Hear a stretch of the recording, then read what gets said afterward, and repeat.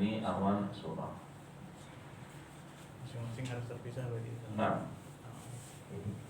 dan keempatnya ini hukumnya. Ini hukum nyambung dari ketiga hal di atasnya. Baik. Yang boleh hanya 3, yang tidak boleh 1. Sudah paham sini? Sudah pernah share juga PDF-nya dulu. Lupa. Berarti murojaannya kurang. Murojaan sehari berapa menit gitu. Baik. Hukum yang pertama apa?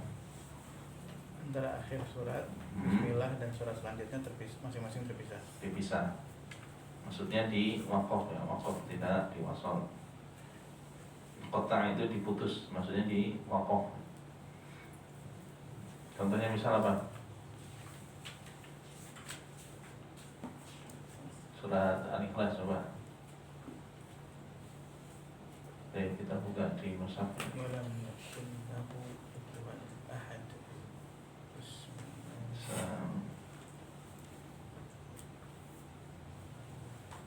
Nah, praktek siapa yang mau coba silakan. Dari surah An-Najm nyambung ke surat Al-Qamar. Tadi yang awal apa? Diputus semua. Siapa yang mau baca? Silakan. Oh, ada dia suruh baca. Itu ada tulisannya gede. Tentu. Fasjudu lillahi wa'budu. Bismillahirrahmanirrahim.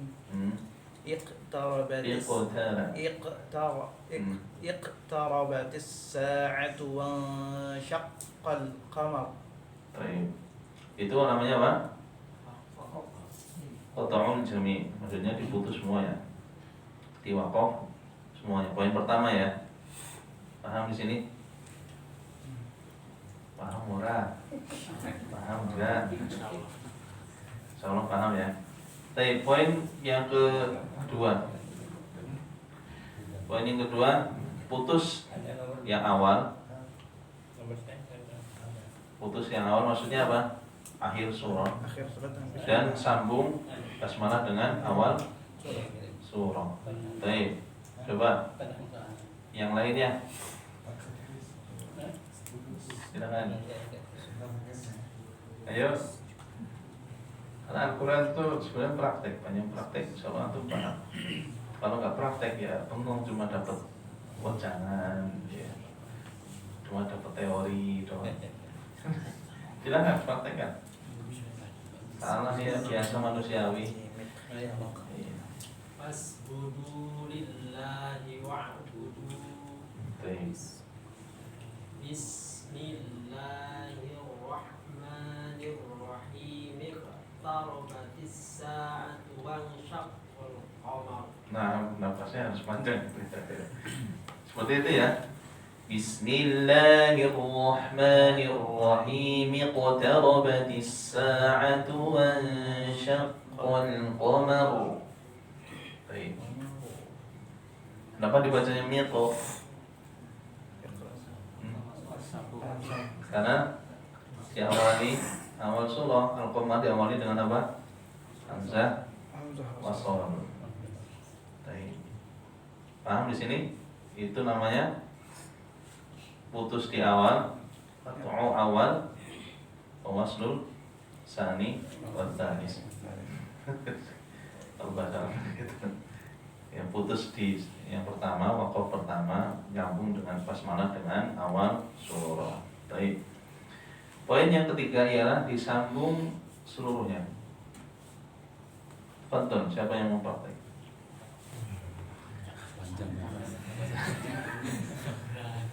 Ya, makanya kalau terakhiran begitu.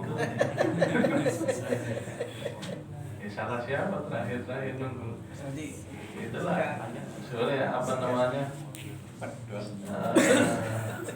Akibat kelamaan menunggu gitu. Ya menunggu semuanya itu nggak enak kan? Intizar wa azab. Nah, betul. Silakan siapa? Silakan, masya Allah. فاسجدوا لله واعبدوا بسم الله الرحمن الرحيم بسم الله الرحمن الرحيم اقتربت الساعة وانشق القمر Nah, masya Allah. وإن يروا آية يعرضوا ويقولوا سحر مستمر Mustamir. Baik. Kenapa di sini roh? Barakallahu fiik. Masya Allah. Ini dari tadi yang mudah-mudah nggak ada ini. Ya. Cuma di awal doang. Awal. Barakallahu fiik. Baik, yang terakhir ialah yang keempat ini yang tidak boleh dipraktekkan, yaitu menyambung akhir dengan basmalah. Yang akhir fasjudu lillahi wa'budu bismillahirrahmanirrahim. Nah, ini tidak boleh. Kenapa? Anda udah pernah jelaskan alasannya kenapa. Yang paling zahir kenapa? Karena khawatir dianggap akhir ayat. Nah, khawatir basmalah ini akhir ayat dari surah An-Najm. Enggak boleh, makanya enggak boleh. Yang basmalah ini awal surah Al-Qamar. Walaupun nanti di sebagian qiraat basmalah ini bukan dimasukkan dalam awal surah, ada. Contohnya qiraat Imam Hamzah. Ya, ketika mau sambung tanpa dibaca basmalah. Langsung. Iya. Karena basmalah hanya Al-Fatihah saja.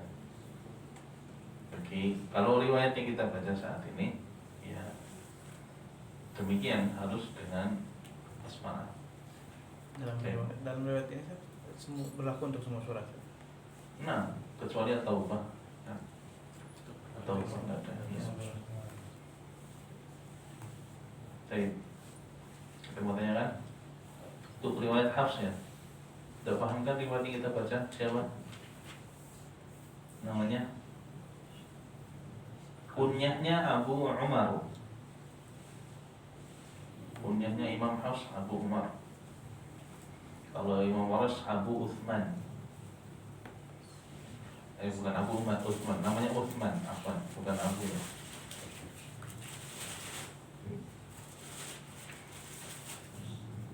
Uthman. Mau nanya tadi, Mana? ini kalau baca di tengah surat yang misalkan cukup cuma baca auzu aja katanya. Nah, kalau pertengahan Iya. itu boleh, keduanya sih boleh dengan basmalah, dengan ta'awud atau ta'awud saja sudah cukup sebenarnya. Walaupun nanti ada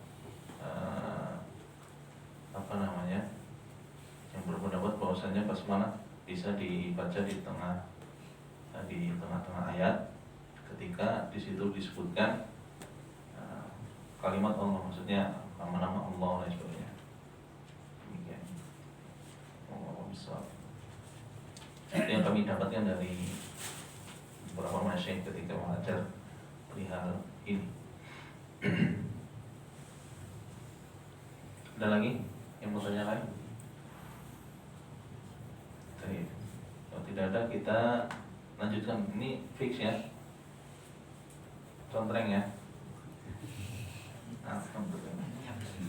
Ada di ujian. Iya kan tinggal ditulis.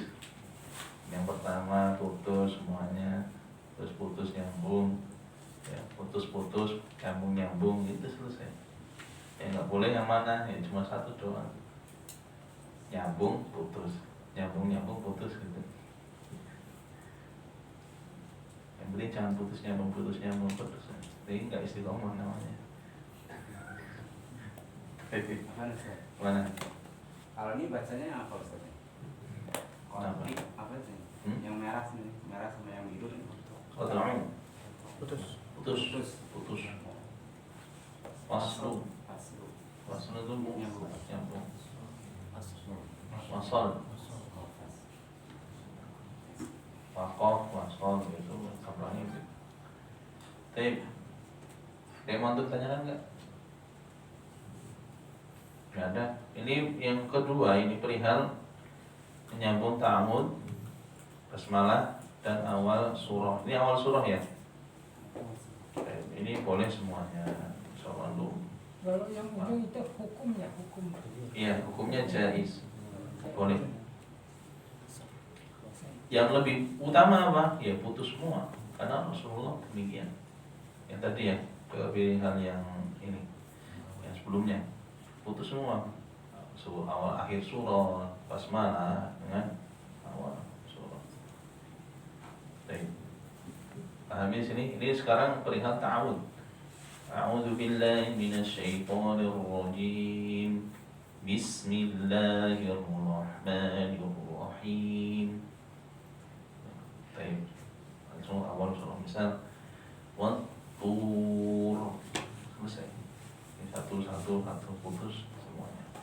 Atau mau wasal semuanya juga boleh. Atau wasal di keduanya ta'awud dengan basmalah, setelah itu baru putus awal surah, enggak masalah. Baik. Ada seorang ustaz juga dari basmalah ke langsung ke alhamdulillah di wasal itu. Bismillahirrahmanirrahim. Alhamdulillah. Ya, boleh seperti itu. Intinya boleh semua ya untuk ta'awud basmalah dengan awal surah. Awal surah mau apa aja. Kecuali nanti di At-Taubah tidak ada basmalah di situ. Atau surah Al-Baqarah. Baik. Pahami sini? Nanti kalau udah kelintas riwayat yang lain itu banyak lagi. Ada hukumnya dengan sabta. Ada yang harus dengan sabta. Bukan wakaf, sabta. Ya, sabta itu kan berhenti sejenak tanpa mengambil nafas. Ciri khas wakaf ialah mengambil nafas dan berhenti. Enggak sejenak, agak lama dikit, nah, baru nyambung lagi. Itu bedanya wakaf dengan sabta. Sudah? Berarti ini udah paham ya?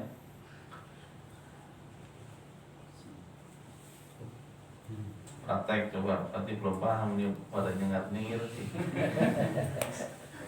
Diartikan Ustaz. Iya makanya. Baik. Kita praktek surah Al-Qamar. Fadhal. Ta'awudz. A'udzu. Boleh juga basmalah, putus semua ya, dari awal putus semua coba. Siapa yang mau prakteknya selain yang tadi? Silahkan, saksi. Ta'awudz, basmalah, baru ayat pertama saja, satu dari nggak usah semua. A'udzu billahi minasyaitonir rajim. Bismillahirrahmanirrahim. Baik. At-taq Iqra. iqtarabat as-sa'atu wan syaqqal qamar. Omar, kan ya? Omar, Qamar. Omar, Qamar. Omar, Qamar. Omar. Qamar. Nah, baru kenal ayat ini berarti ya? Iya. Nah, insya Allah ntar kenal semuanya. Harus. Itu diputus semuanya. Sekarang putus yang pertama basmalah berarti sambung dengan awal surah. Betul. Siapa? Silakan, Pak. Duluan. A'udzu billahi minasyaitonir rajim. Bismillahirrahmanirrahim. Iqtarabatis sa'atu wan saqqal qamar. Nah, miqata itu cuma nanti diingat ya. Baik. Yang kedua ialah sambung semuanya. Tafadhol. Silakan. Masih muda. Ya sangkut-angkut mau kuat ya.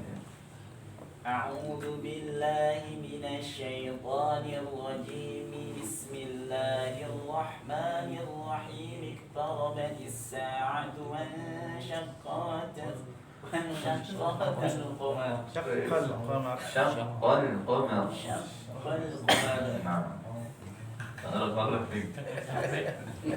Lumayan untuk nyiksa gitu. Jadi untuk latihan insyaallah bisa. Tapi yang selanjutnya adalah sambung pertama dan putus yang terakhir. Pertama dan kedua sambung. Tentu. Siapa lagi?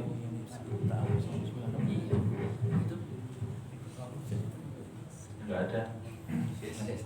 Betul betul. Silakan. Nah, silakan. Barakallahu fiik.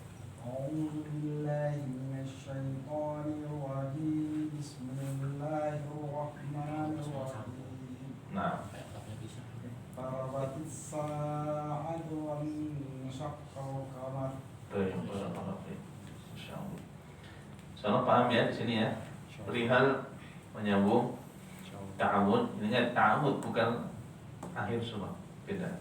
Ta'awud, basmalah dan awal surah. Jadi boleh semuanya. Apa Ustaz? Ini tadi. Gimana? Tadi kan di awal surat itu fi'il amr Ustaz, ada hamzah wasal di depan. Itu untuk mengetahui diawali dengan kasrah, fathah atau dhammah dari mana Ustaz? Baik, insyaallah. Barakallahu fiik. Yang pertanyaannya bagus. Paling mudahnya kalau kita untuk yang awam, kalau yang cetakan Indonesia udah dikasih harokatnya. Kalau cetakan Madinah, ya kan, kita harus paham. Iqtarabati. Nah, kita tuliskan ya.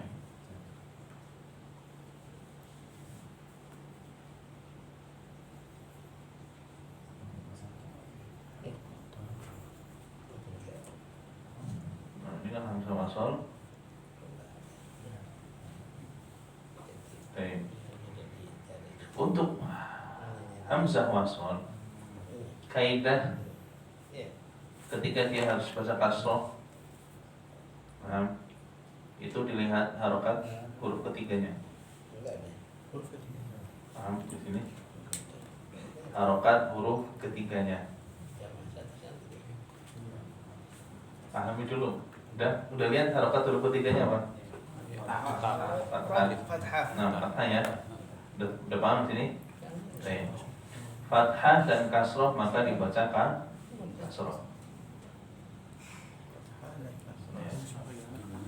Kalau huruf ketiganya fathah atau kasroh dibacanya kasroh hamzah wasalnya. Udah paham? Kalau huruf ketiganya dhammah maka dibacanya dhammah. Udah selesai, kaidahnya cuma begitu.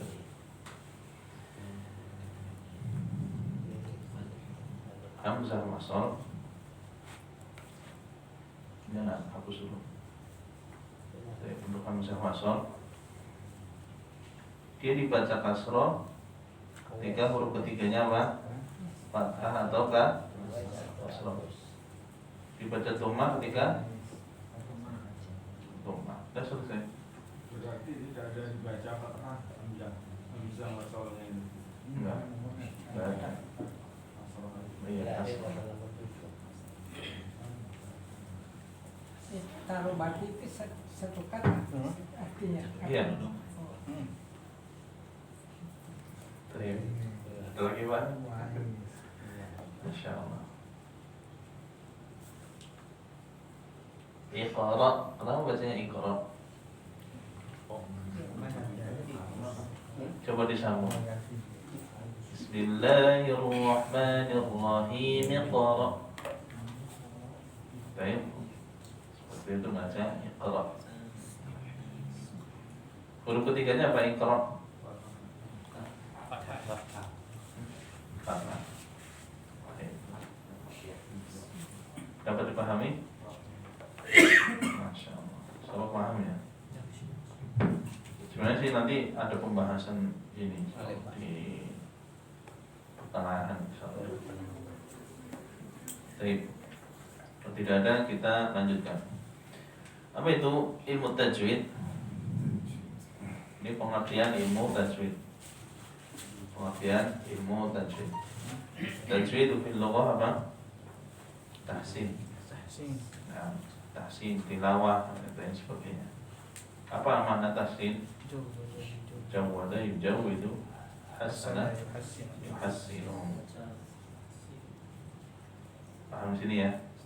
Tajwid, tahsin itu sama aja sebenarnya artinya. Membaca dengan tajwid dengan bagus. Ini secara bahasa ya. Adapun secara istilah ini harus dipahami dan harus melekat pada diri kita. Ilmu apa? Yang apa ini? Ayo. Ini kalimat-kalimat yang dasar. Memberikan tentang huruf. Diberikan kepada setiap huruf. Mengetahui yu'raf apa yu'raf? Mengetahui Sifat huruf. darinya, maksudnya ilmu itu menjadikan kita mengetahui cara nutku apa? Oh, iya. Mengucapkan. Iya. Mengucapkan dengan Benar. sahih, benar. Untuk apa? Untuk bahasa Arab. Untuk huruf bahasa Arab. Huruf Arabiyah. Iya, huruf Arab semuanya. Ya. Jadi ketika kita mempelajari tajwid ini pas otomatis huruf-huruf Arab baca dengan baik dan benar. Dan itu Itu apa? dengan pengetahuan Ya. makhorijul huruf. Mengetahui apa? Makhorijul Huruf huruf dan sifatnya. dan sifatnya yang dzatiyah melekat.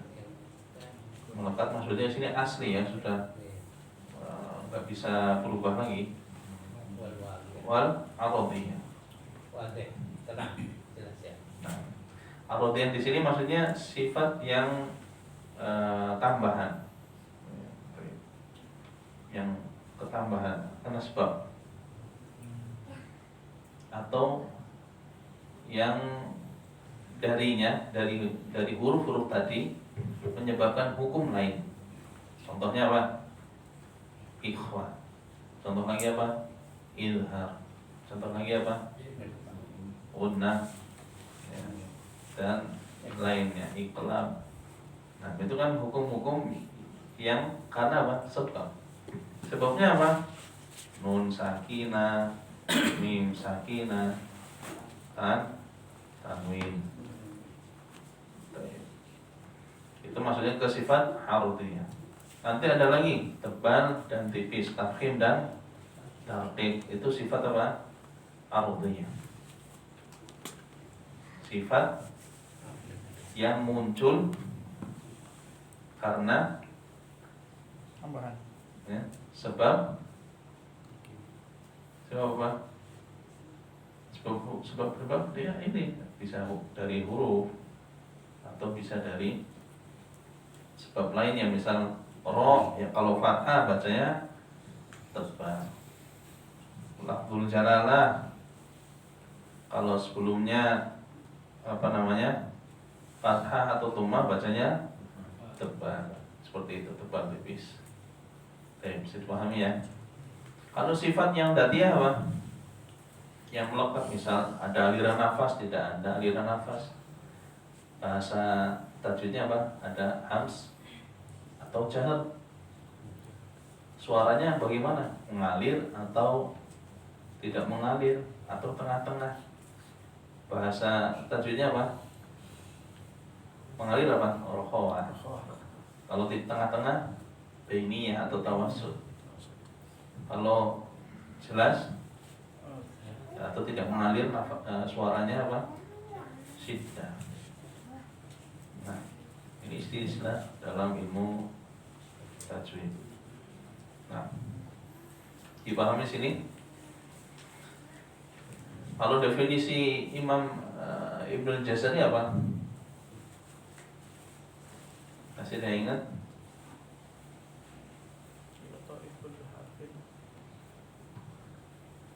Ayo, definisi dari Imam Ibnu Jazari. Pakai bahasa Indonesia aja, nggak usah pakai bahasa Arab. Masa nggak ingat sih? memberikan setiap huruf hak-haknya dan Apa definisi ilmu tajwid? Memberikan hak huruf setiap huruf baik asli atau tidak asli. Nah, cuma itu aja. memberikan hak Jadi mengucapkan huruf dari makhrajnya dan memberikan huruf hak-haknya. mustahab, hak dan mustahab. Ya, selesai. Apa mustahab? Ya, ini sifat arutinya. Hak apa? Sifat dzatiyah. Selesai. Kalau dari segi matanya gimana? Ada yang membacain? Silakan. Yang mana Pak? Ada nggak? Ada buat contekan no? Tapi di situ juga nggak ada sih. Adanya di mana? Yang di PDF yang udah pernah di-share. Baik. Bahwa aidon yaqta'u hurufiha haqqaha min kulli sifatin laha wa mustahaqqaha. Itu baitnya.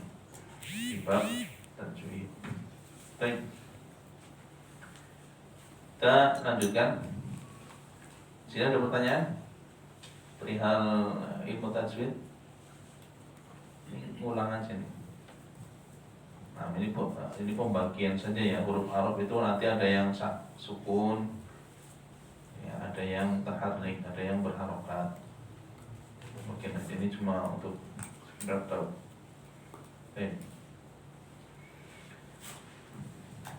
Ini keadaan huruf Arab. Ada huruf namanya syiddah yang berharokat, syiddah bisa di tasdid ya. Harokatnya apa namanya? Tasdid. Itu huruf yang pertama pasti huruf sakin, sukun. Yang kedua huruf berharokat, muqassar, dhammah dan sebagainya.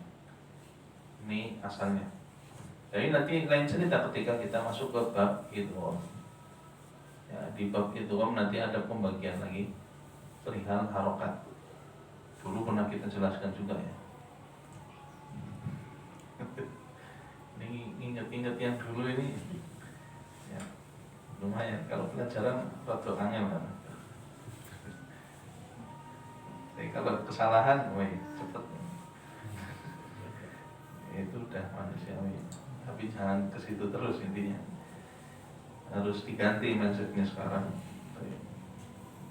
Kalau nanti di bab idgham itu yang berharokat dengan berharokat bisa menjadi masuk menjadi idgham tasdid.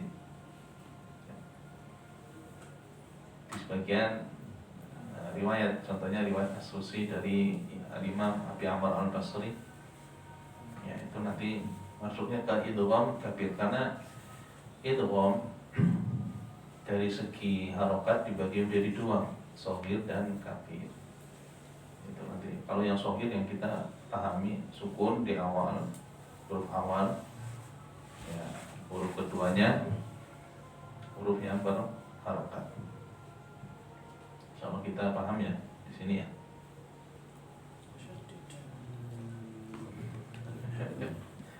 Kenapa ini? Paham sini?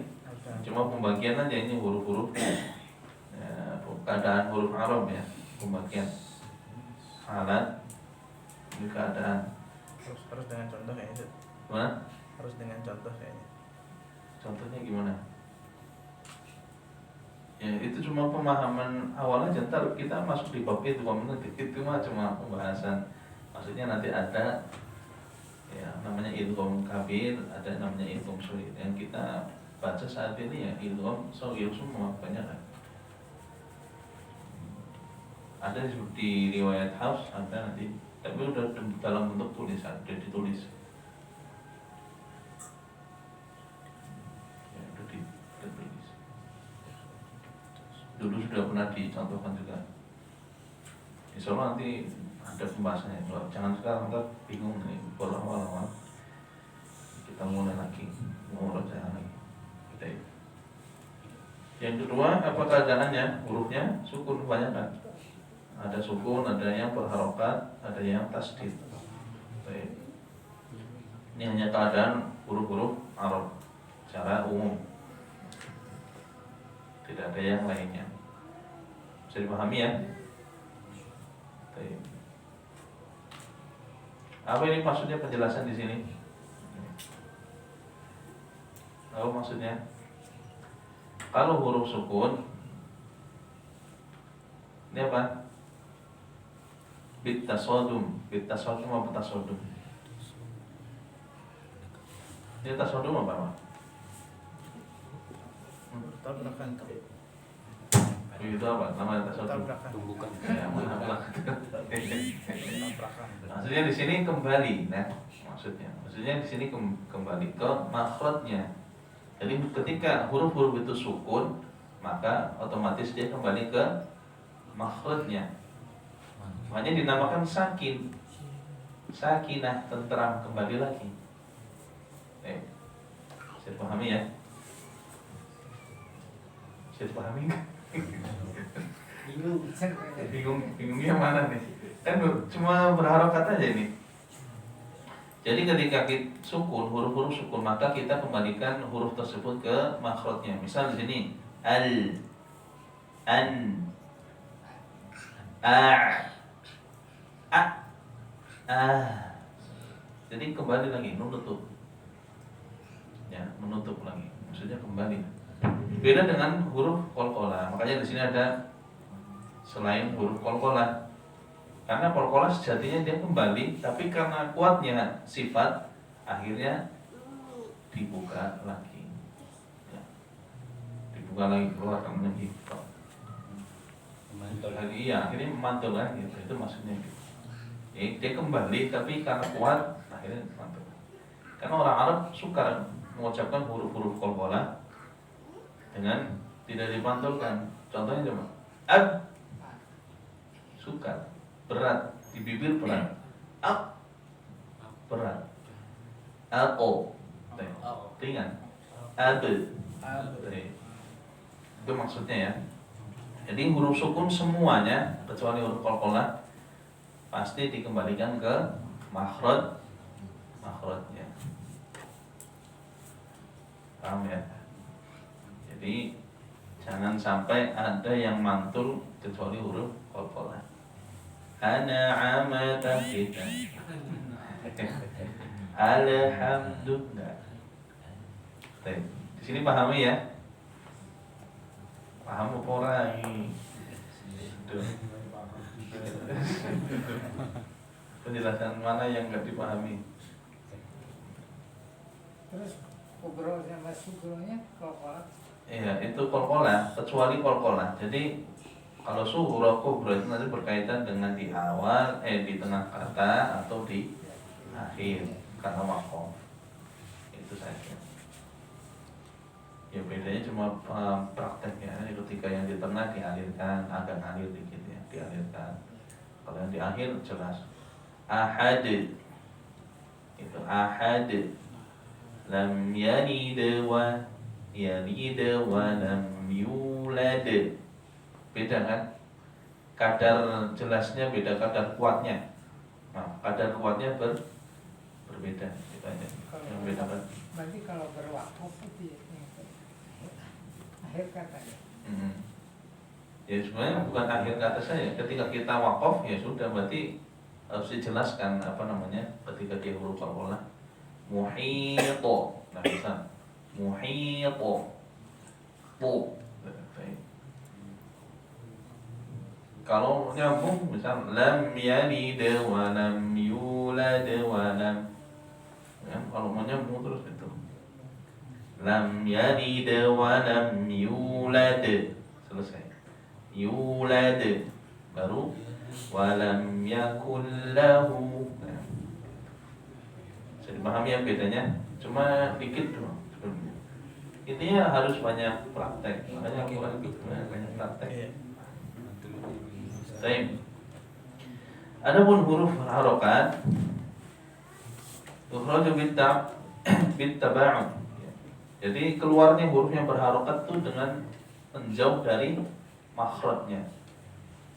Ya, baina tarfai makhraj. Maksudnya sini menjauh dari makhrajnya. Misal lam. Kalau sakinah atau sukun tadi kembali al. Ketika berharokat la menjauh.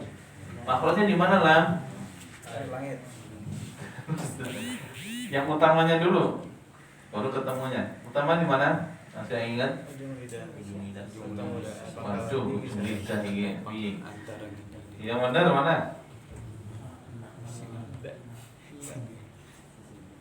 Nah, itu. Oh, bingung.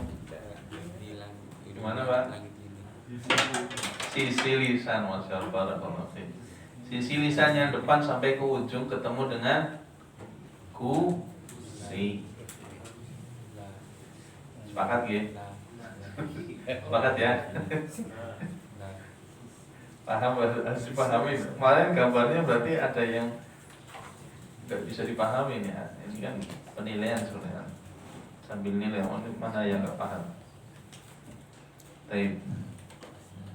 Demikian perihal huruf yang berharokat atau mutaharrik. Ini bahasa ilmu tajwid sakin, musyaddad atau mutaharrik.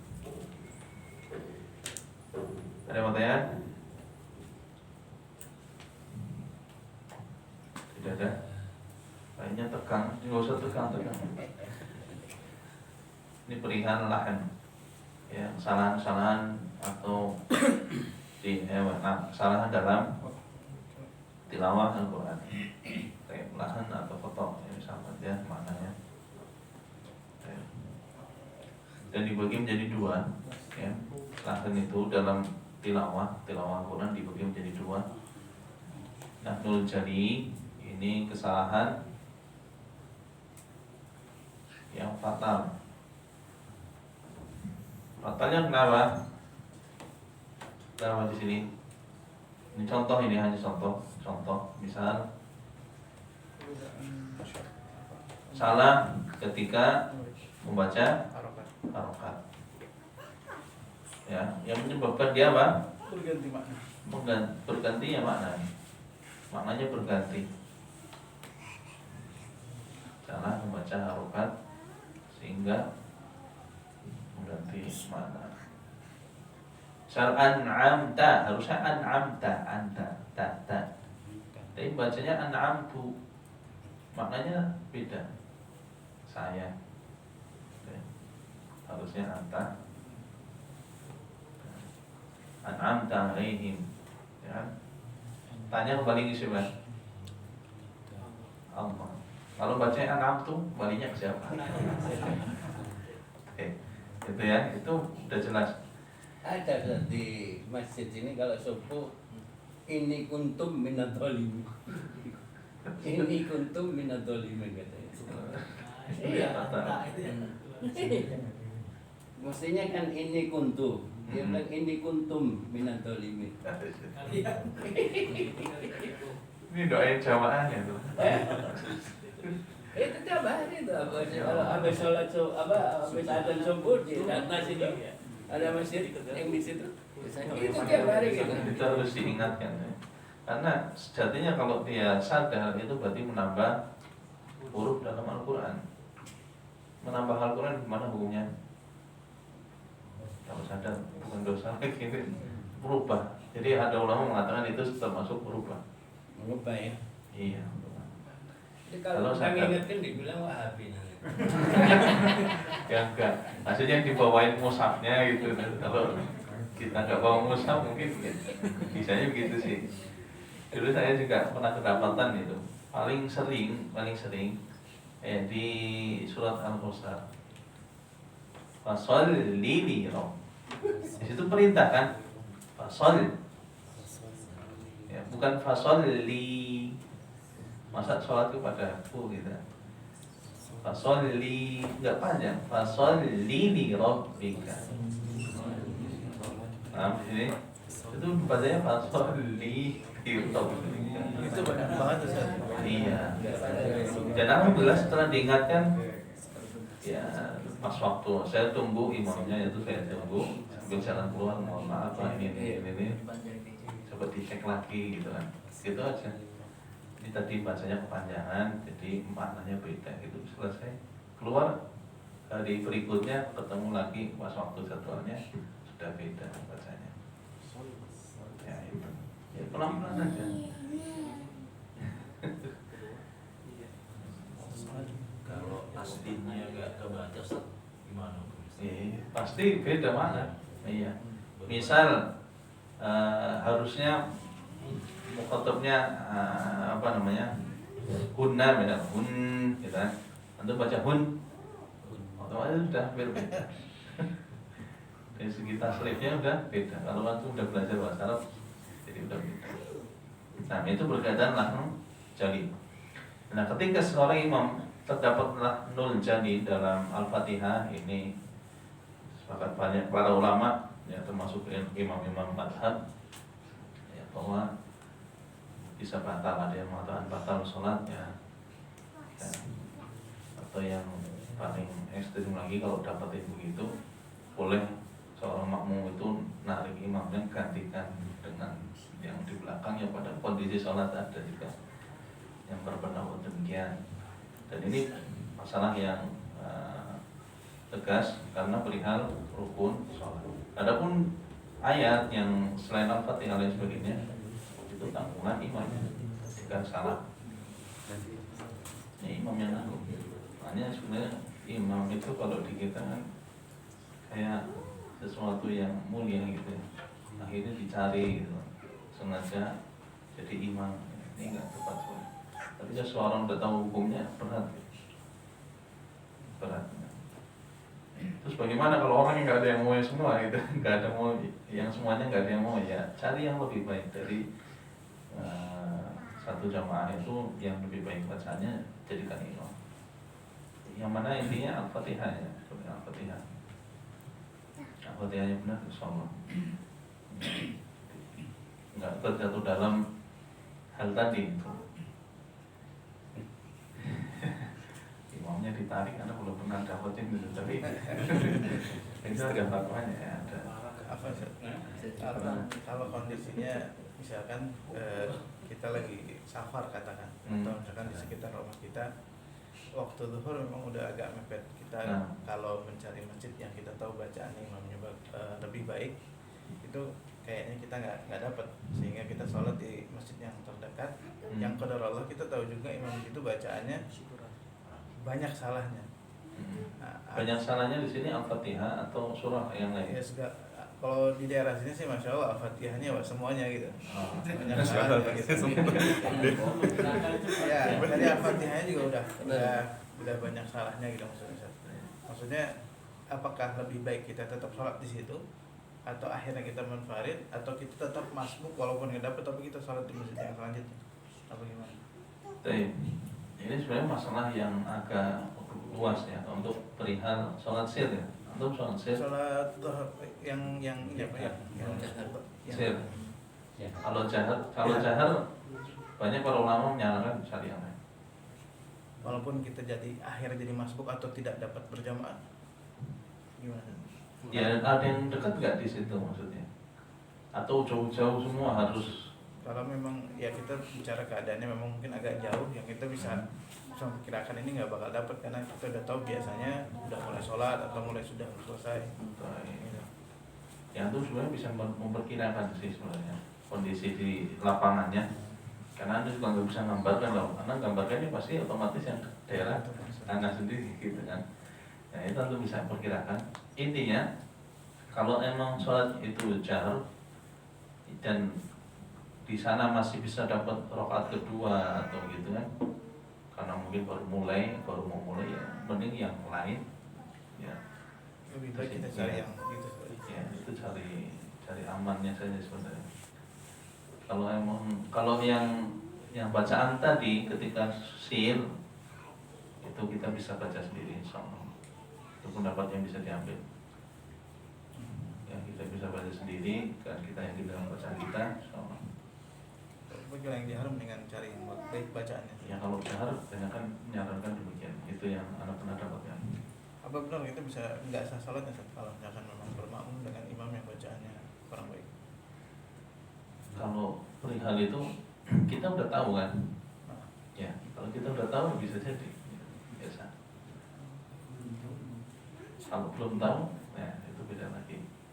Tapi kalau kita tahu, terus kita masih di situ terus, nah ini berarti kan sengaja. Nah, beda hukumnya orang yang tidak tahu baru hadir di situ dengan orang yang udah tahu. Oh di sini imamnya begini gini. Nah,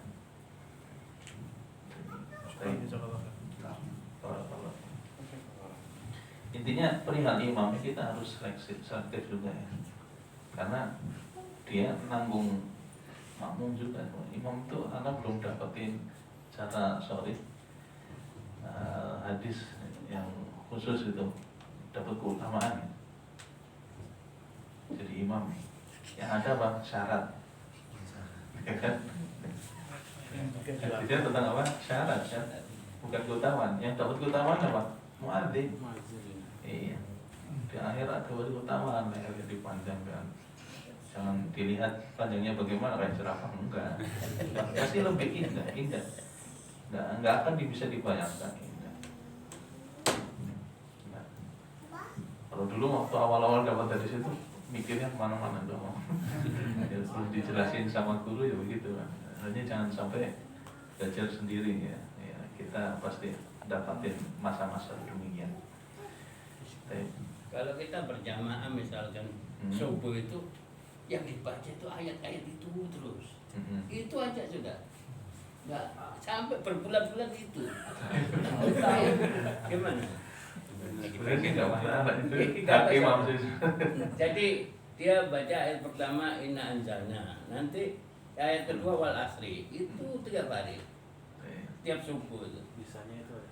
Nggak bisa lainnya sebetulnya, tapi subuh itu pasti dia itu. Sebenarnya sih nggak masalah. Nggak masalah. Yang penting tadi di Al-Fatihah. Nggak termasuk kita ya. Emang paling sunnahnya panjang kan di awal subuh itu. Rasulullah ada yang baca surat as-sof dan sebagainya yang dijelaskan. Doanya panjang sampai suruh. Nah, ya panjangnya paling ya satu atau 2 halaman itu udah lumayan panjang sebenarnya kalau untuk subuh. Ustaz, Oke. nanya lagi. Kalau misalnya di lingkungan kita, kita sudah nggak bisa ke tempat yang agak jauh untuk berjamaah, dan terus kalau misalnya kita sudah tahu bacanya yang kurang bagus itu, terus kita mau ikut jamaah di situ boleh nggak kalau gitu? Ya udah tahu jamaahnya dengan bacaannya tapi. Iya. Terus biar kita dapat pahala jamaah gitu. Tapi kalau ke tempat lain udah telat gitu. Ya berarti harus lebih awal lagi. Nggak masih kalau pas lagi pulang kerja kan, gitu. masih mandi ini kadang-kadang. Oh, nah. Cuma kita sarankan Kalau terlambat di masjid-masjid lain datang ke sini. harus ini kalau maghrib gimana Pak? Biasanya waktunya kan pendek itu kalau maghrib. Oh, iya. Sedangkan kita pulangnya sudah terlalu mepet itu kan. Baik. Sebenarnya nggak harus mandi dulu sebenarnya. Kalau dulu kalau kami di Mahat itu, Mahat diomelin sama Ustaz. Antum giliran maghrib baru mandi gitu kan. Giliran udah mau qomat gitu baru mandi. Ketika sholat masih ada yang jebur. Akhirnya diceramain satu Mahat. Ya dinasihatin jangan seperti itu. Antum cukup ganti baju selesai pakai minyak wangi. Ikut jamaah dari awal. Kan bisa gitu kan. Nah, baru selesai itu baru mandi kan. Kalau ganti baju kan bajunya baru wangi kan, otomatis ya, selesai. Jadi nggak harus mandi menggunakan itu. Ngejar keutamaan jamaah gitu. Harus begitu. Banyak cara ya. Solusinya Insya Allah.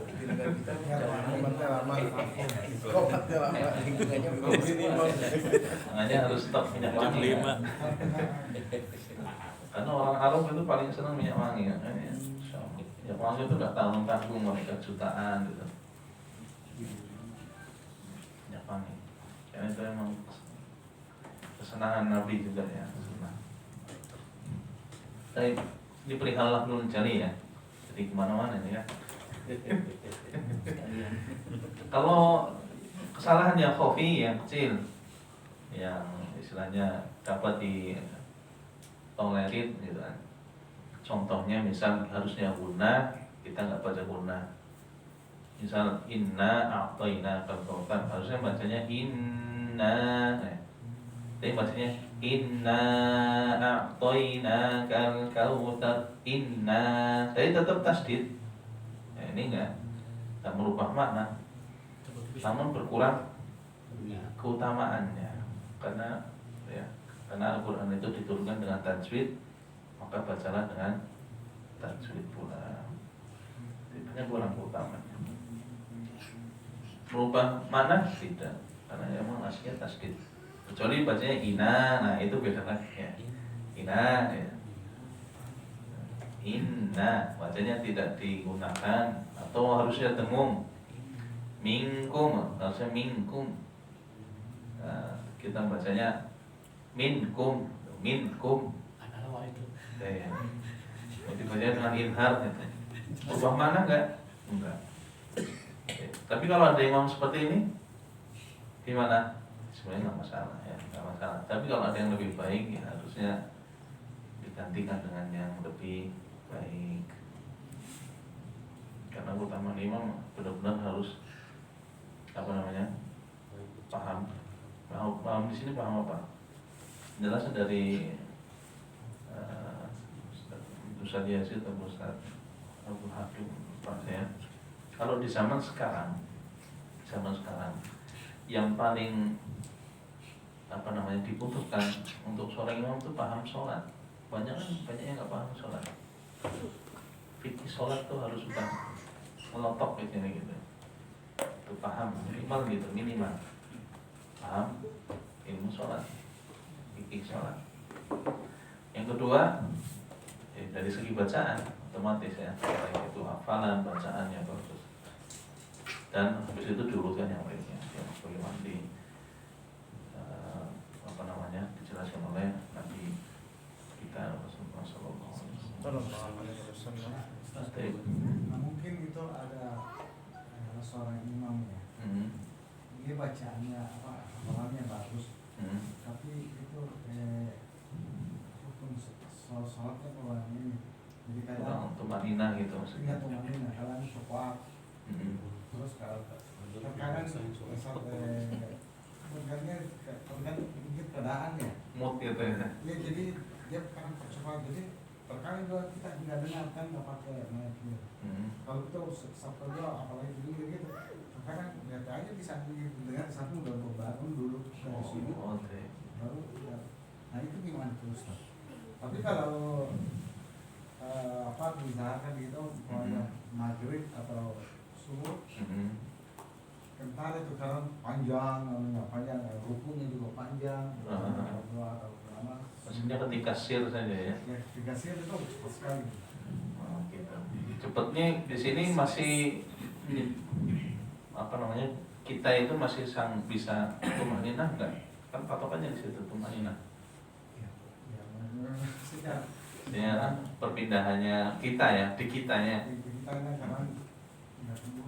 Nggak keburu imamnya. Ya, nggak keburu imamnya. Kita baru bilang kan dia sama contohnya saja sama alam kerja, alam itu kan kita kan. Kita belum selesai dia udah. Ya intinya itu maknanya. Adapun bacaan ya tanggung jawab imam. Gitu. Kalau belum selesai kita tanggung jawabnya dia imam. Sampai sujud. Karena kita kan tidak hanya memang hanya itu satu kali bayar Subhanallah Rabbil Alamin itu satu kali aja itu kan. Iya. Terbiasa tidak baca 3 kali atau gimana. Terus tapi masih dapat 1 kali. Nah, insya Allah masih. Kalau yang dimaksud di sini kalau rukunnya nggak terpenuhi ya satu tumanina kayak contohnya tarawih 7 menit gitu kan. Itu rukunnya gimana ya? Itu padahal sampai diceramai sama kiainya sendiri masih ada yang begitu. Itu senam itu. Gimana? Itu mah senam. Bukan sholat. Jadi itu yang dimaksud tumanina itu kita masih kembali ke posisinya tulang. Misalnya ruku ya lurus gitu kan. tulangnya ketika istidal misalnya masih bisa lurus. Nah, kita belum ini udah begini lagi, nah itu beda, itu enggak tumanina maksudnya. Kalau masih dapetin seperti itu, Nah, mungkin kita hanya bisa jadi mau ya teman-temannya gitu kan, tapi karena sambil Allah mengambil terus anak dia itu langsung sujud. kadang Tapi terkadang dia kalau bersuara gitu manggil gitu agak slow gitu. kadang seperti itu ya. Itu kita sebenarnya kalau jadi imam harus satu juga paham kondisi makmum. Dan kedua itu seharusnya dia konstan ya, mau pokoknya sholat subuh sampai bisa gitu kan, harusnya konstan.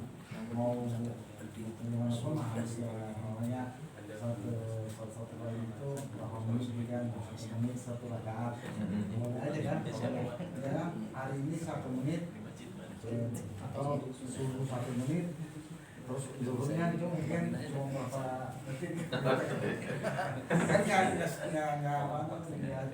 tahu belum tahu, ada nggak bisa bilang begitu Ustaz. Ya ada. Bukannya kan saya juga pernah kayaknya seperti itu, cuma nggak paham juga ya dulu belum terlalu paham mungkin. Kadang begitu sih kalau muda, dan saya dapatin juga di kompleks saya juga demikian karena masih muda, cepet gitu. Yang sirnya cepet, yang sir ketika sirnya Al-Fatihah belum selesai baca dengan tahqiqnya. Karena lebih biasa kalau sir pakainya dengan tahqiq biasa satu-satu sampai selesai, putus semua. Itu baru sampai iya kan udah. Ya itu tanggung jawab dia. Intinya kalau sir seperti itu nggak masalah. Yang penting di tumaninahnya dapat nggak gitu doang. Kalau masalah bacaan itu tanggung jawabnya, makanya imam harus paham kondisi makmum juga. Ini orang tua semua apa setengah-setengah, ya kan? Sudah, kalau orang tua semua berarti pendek.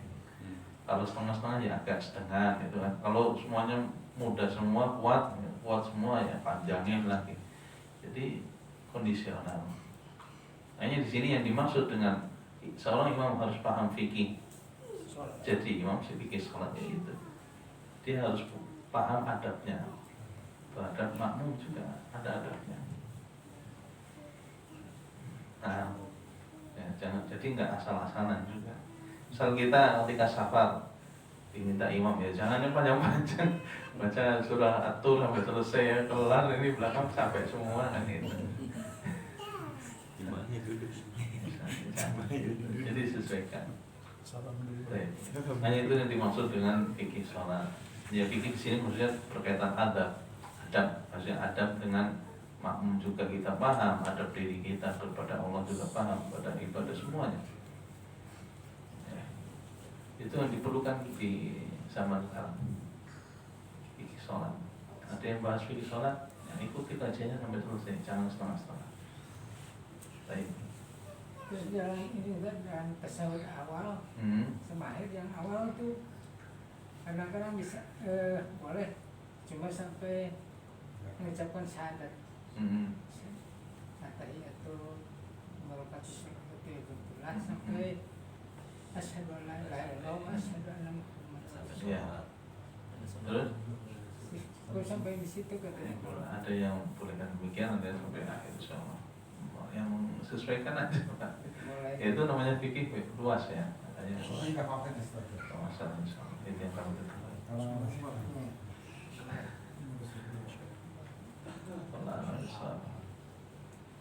Yang kami ketahui sampai saat ini. Kalau pendapat-pendapat yang lain belum kami dapatkan. Bisa dikasih tahu kalau ada pendapat lainnya, kita sharing aja di sini. Ini pelajaran tajwid soalnya bukan. Jadi fikih itu sebenarnya yang kita perlukan saja, gitu kan. Kalau sampai detail ada ini gitu semuanya ya.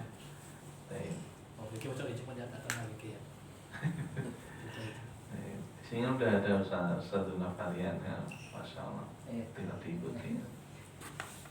Di abad juga udah ada fikih kontemporer.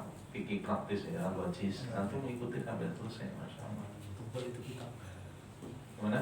Tebal itu kitab. Iya, tapi itu fikih praktis gitu untuk zaman sekarang. Kalau antum belajar imam madhab, udah lebih banyak lagi. Itu baru bab mana awal, awal taharoh dan sebagainya. Itu aja udah lumayan tuh, belum nanti bab yang lainnya di penjelasan yang lain. Belum nanti perihal pendapat ini dengan imam-imam. Kalau fikih ya kayak al-wajiz, fikih biasa, itu fikih yang memang sudah diambil ya, saripati ya. Ini udah langsung untuk konsumsi orang awam ini gitu, langsung. Ya kalau kita udah di atas awam dikit gitu kan, lagi tolong ilmu ya kita harus yang lain. Benar-benar harus lebih cari yang lebih. Jangan stuck di situ terus enggak. Ilmu harus terus naik. Tapi ada lagi yang perihal lahnul khafiyah. Ini kesalahan yang ringan. Dan ini tidak menjadikan seseorang itu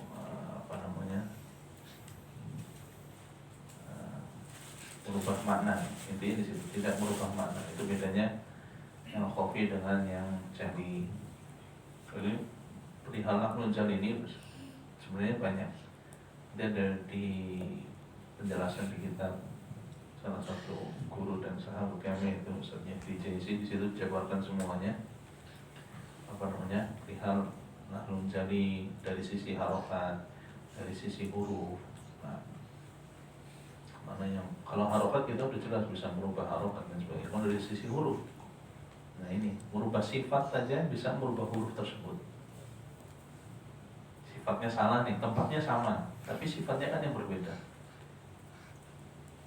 Misal kita membacanya an'amtu, an'amta, tapi karena tidak ditipiskan ya sifatnya, ya, ditafsirkan an'amtu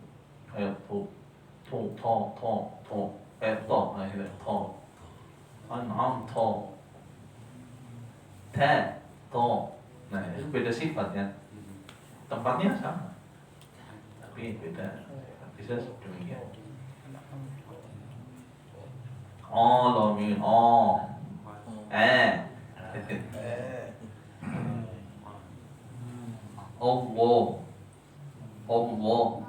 misalnya Allah ini Allah, oke, wow ini udah jelas jali ya. Allah kul wow ada yang baca? Ada yang baca demikian. Nah ini maksudnya ke jali, kesalahan yang fatal. Ini kalau dia jadi imam, jadi yang dinilai al-fatihahnya. Kalau suratnya itu urusan dia, tanggung jawabnya di akhirat. Nah, kenapa nggak mau belajar lagi? Sama ini kalau mengalami gitu. Ngapa? Ya,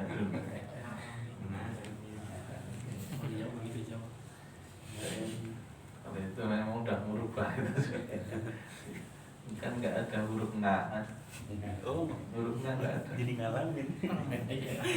Jadi NG kalau di ininya kayak NG, kalau di Latin kan NG nga.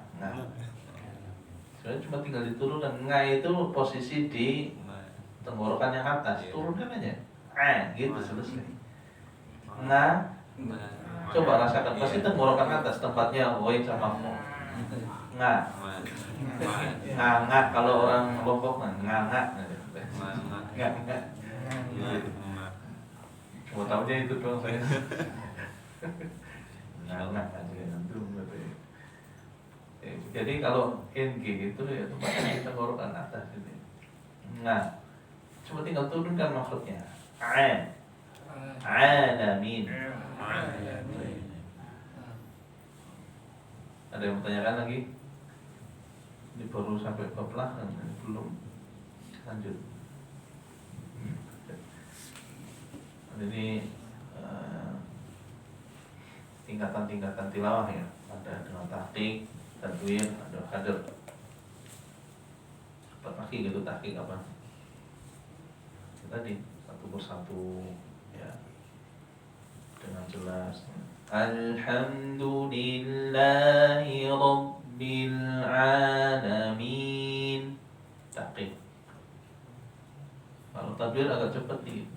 Alhamdulillahi Rabbil Alamin. Kalau dengan hadap lebih cepat. Alhamdulillahi Rabbil Alamin. Baik. Paham di sini ya? Di perihal asalibut tilawah. Tingkatan-tingkatan kecepatan baca ya. Maksudnya ini kecepatan baca. Tartilnya kan tartil. Tartil itu wajib. Tartil itu wajib di setiap kecepatan bacaan. Kalau hadar, kalau nggak tartil ya salah juga. Alhamdulillahirabbil alamin, arrahmanirrahim. Nah, ini kan nggak tartil namanya. Makna tartil apa? Masih ada yang ingat? Tajwidul huruf. Tajwidul huruf, terus Ma'rifatul wuquf. ma'rifatul wuquf. Itu makna tartil. Jadi mentajwidkan huruf. Makna tajwid apa tadi? Tahsin. Secara istilah apa tadi? Nyambung semua itu sebenarnya. Secara istilah apa?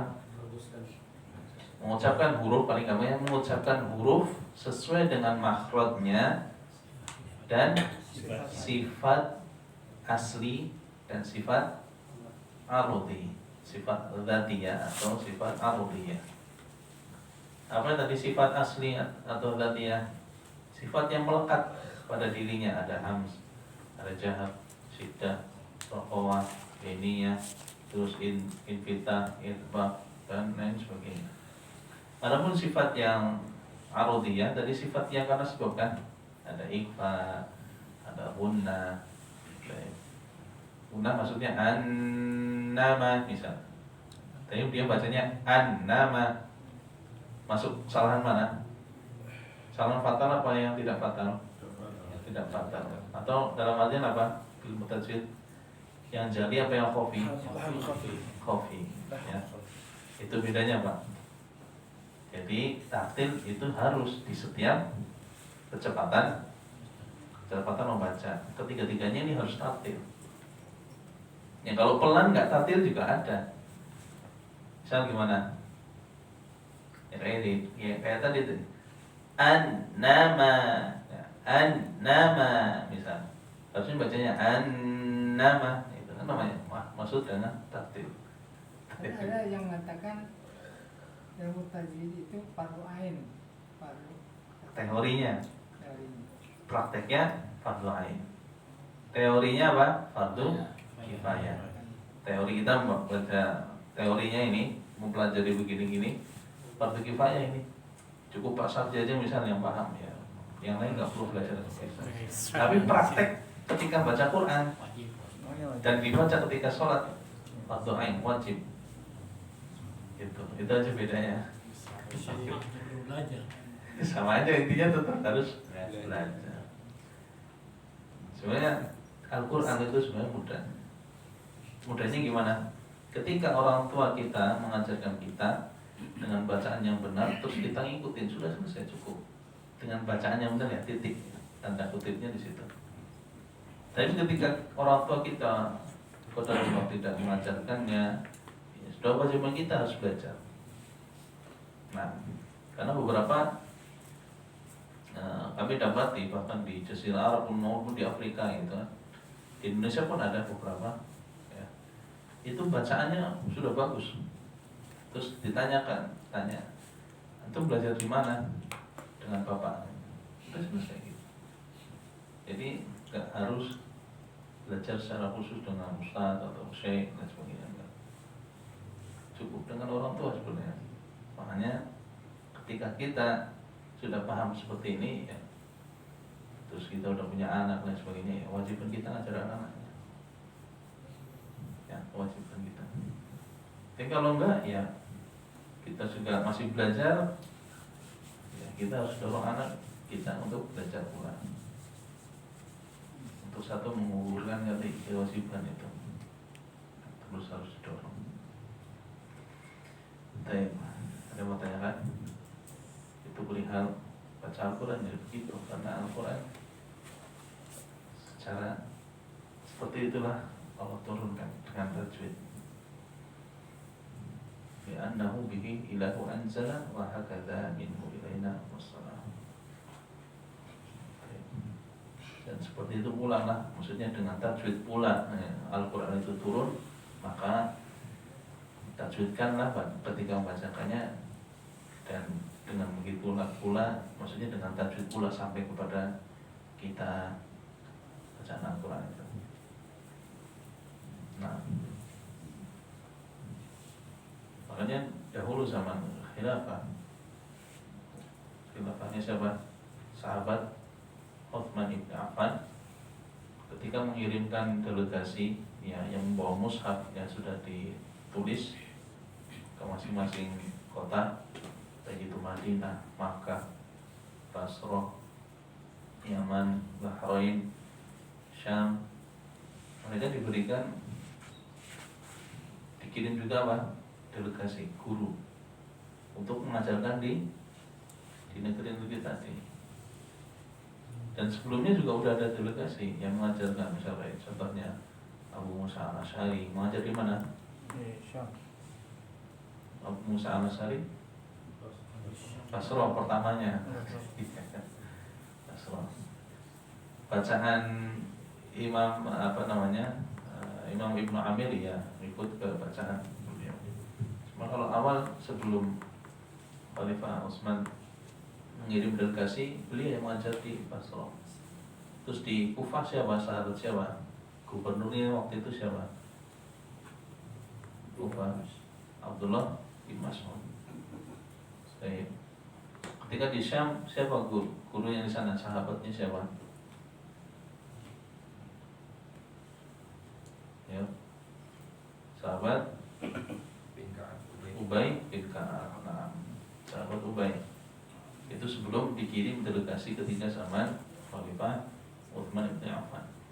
Dan di dalam sirah bahwasanya sahabat Abu Musa al-Asy'ari beliau pernah mewisuda kurang lebih 300 hufaz, 300 orang yang menghafal Al-Quran di wisuda. Ya, berarti kan dari sini, dari zaman dahulu banyak penghafal Al-Quran. Itu yang sudah hafal, yang belum hafal atau yang lagi mulai menghafal atau yang sudah pertengahan menghafal, otomatis lebih banyak. Dan bayangin sekali wisuda 300 orang.